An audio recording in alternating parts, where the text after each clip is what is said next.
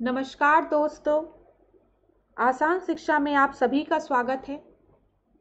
आज की क्लास में हम 41st क्वेश्चन से डिस्कस करेंगे। तो चलिए स्टार्ट करते हैं।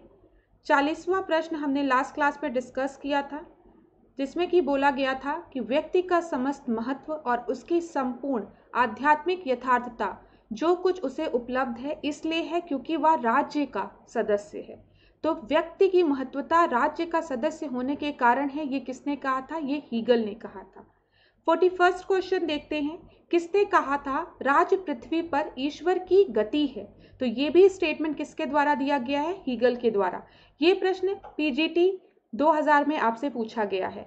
42nd क्वेश्चन भी सेम उसी तरीके से है, जिसमें कि पूछा गया है कि राज पृथ्वी पर ईश्वर का पदक्षेप है। क्या किसका स्टेटमेंट है? ये हीगल का स्टेटमेंट है। ये एक बहुत इंपॉर्टेंट स्टेटमेंट है जो आप सभी को पता होना चाहिए। आप देखिए, यूपी जीडीसी में भी ये प्रश्न पूछा गया है। राज पृथ्वी पर ईश्वर का पद क्रम है। पद क्रम है, ये किसके द्वारा दिया गया है? ये भी हीगल द्वारा दिया गया है। तो किसी भी तरीके से इस प्रश्न को थोड़ा सा घुमाकर आपसे पूछा जा रहा है, तो आप हमेशा याद रखेंगे राज पृथ्वी पर ईश्वर का पदक्रम है, ये हीगल ने बोला है। राज पृथ्वी पर ईश्वर का अवतरण है, ये भी हीगल द्वारा ही है। देखिए, एक ही स्टेटमेंट को किस तरीके से घुमाकर टीजीटी पीजीटी में पूछा जा रहा है। 45th क्वेश्चन देखिए। समाज को ईंट तथा राज्य को सीमेंट किसने कहा है? फिर से मैं आपको बताऊंगी ये स्टेटमेंट। निम्न में से किस विद्वान ने समाज को ईंट तथा राज्य को सीमेंट कहा है? तो ये आपके आशीर्वादम ने कहा है। ठीक है। 46th क्वेश्चन आप देखिए कि राजनीति शास्त्र का प्रारंभ और अंत राज्य के साथ है, ये किसने बोला था? जल्दी से इस प्रश्न का उत्तर दीजिए, ये हमने कई बार आपसे डिस्कस किया है। अब देखिए 47th क्वेश्चन। आप सभी ने 46th क्वेश्चन का उत्तर दे लिया होगा गार्नर द्वारा। मैंने आपको बताया था कि गार्नर द्वारा ये स्टेटमेंट दिया गया है। फिर 47th क्वेश्चन देखिए। मानवीय संबंधों के उस किसी भी स्थायी रूप को राजनीतिक व्यवस्था कहेंगे जिसमें महत्वपूर्ण अंगों में शक्ति, शासन अथवा सत्ता अंतर्ग्रस्त हो। यह परिभाषा किसने दी है? यह परिभाषा रॉबर्ट डहल ने दी है। ठीक है। मानवीय संबंधों के उस किसी भी स्थायी रूप को राजनीतिक व्यवस्था कहेंगे जिसके महत्वपूर्ण अंगों में शक्ति, शासन और सत्ता हो। ठीक है। तो शक्ति, शासन, सत्ता राजनीतिक व्यवस्था का एक महत्वपूर्ण अंग है, ये किसने कहा है? रॉबर्ट डहल ने कहा है। अब ये 47th क्वेश्चन आपका था। 48th क्वेश्चन आप देखिए।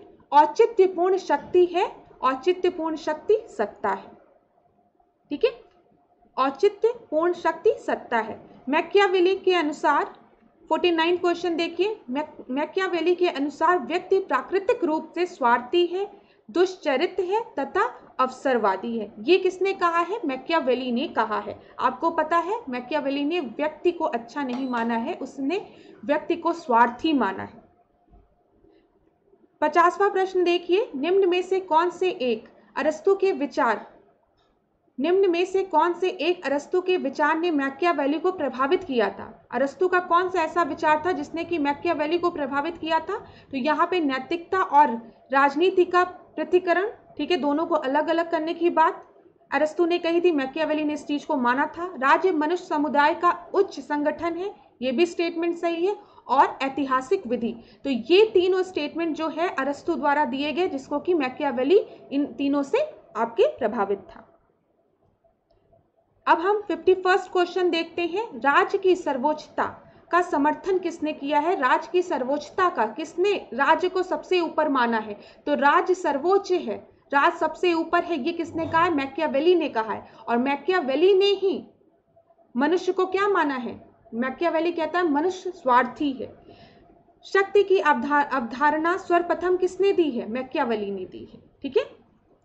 शक्ति की अवधारणा सर्वप्रथम मैकियावेली ने दी है। अब देखिए, ये भी प्रश्न है, किसने क्या कहा है? किसने कहा है कि शक्ति एक विशेष प्रकार का प्रभाव है जिसके ना पालन करने पर घोर हानियां उठानी पड़ती है? तो ये रॉबर्ट डेहल द्वारा दिया गया है। तो रॉबर्ट डेहल से रिलेटेड हमने 2 क्वेश्चन आपसे डिस्कस किए हैं, दोनों को एक जगह आप नोट डाउन कर लीजिएगा। तो किसने कहा है शक्ति एक विशेष प्रकार का प्रभाव है जिसके ना पालन करने पर घोर हानियां उठानी पड़ती है? रॉबर्ट डेहल द्वारा। ठीक है। 54th क्वेश्चन देखिए, राज शब्द का पहली बार प्रयोग किसने किया है? तो राज शब्द का पहली बार प्रयोग मैकियावेली ने किया है। इस स्टेटमेंट को भी आप याद रखेंगे, इस प्रश्न को। अब हम 55th प्रश्न को देखते हैं। 55th प्रश्न जो है वो है, निम्नलिखित में से कौन सी पुस्तक मैकियावेली के विचार को पूर्ण स्पष्ट करती है? तो यहाँ पे कुछ आपके मैकियावेली द्वारा दिए गई पुस्तकें हैं। ठीक है। Art of war, the discourse on living, the Prince. तो ये तीनों पुस्तकें आपके किससे रिलेटेड है? मैकियावेली से रिलेटेड है। आर्ट ऑफ वॉर भी, फिर सबसे इंपॉर्टेंट पुस्तक जो है मैकियावेली द्वारा लिखी हुई, द प्रिंस। 56th क्वेश्चन आप देखिए। 56th क्वेश्चन क्या है? मैकियावेली के अनुसार राज्य उच्च संघ है। मैंने आपको बताया है सबसे ऊपर सर्वोच्चतम राज्य को किसने माना है? मैकियावेली ने माना है, जिसमें जनता को राज्य के प्रति पूर्ण समर्पण कर देना चाहिए। ठीक है। राज्य एक कृत्रिम निर्माण है। और थर्ड स्टेटमेंट है, राज्य विभिन्न संघों में से एक संघ है। तो ये सारे स्टेटमेंट आपके सही हैं। तो डी ऑप्शन, सॉरी, राज्य विभिन्न संघों में से एक संघ है, ये आपका गलत स्टेटमेंट है। ए और बी आपके सही स्टेटमेंट है, सी गलत है, जिसकी वजह से डी आपका सही आंसर हो जाएगा।